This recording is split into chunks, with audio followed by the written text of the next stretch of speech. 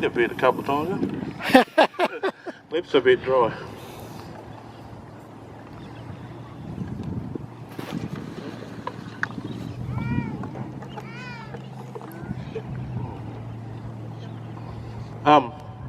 That dance too is also very special to us because it shows the kids the characteristics of the animals, how they act. So when they're old enough, they can go hunting them.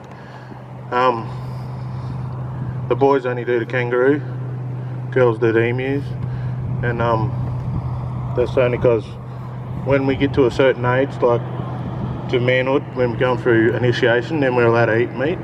Up to a certain age, we're not allowed to eat meat. So what I'm going to do now is, you want to get some kids up here if they want to dance, if they want to show.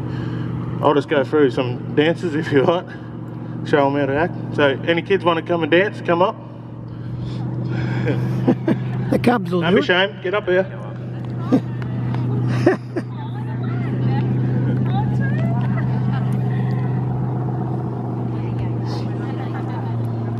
Alright, so I'm going to show you how to do the kangaroo and how he moves around.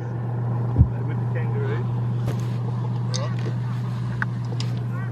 kangaroo, alright, grab this.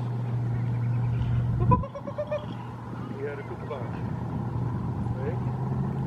Look around, grab this, nose.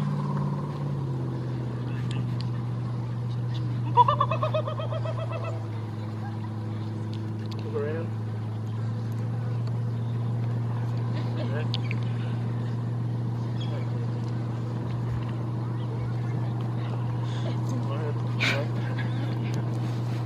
Alright, you do that?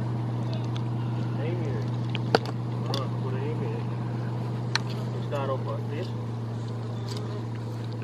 Come up, and he moves from side to side when he walks. Like that, alright? Looks up, stuff, looks around, back.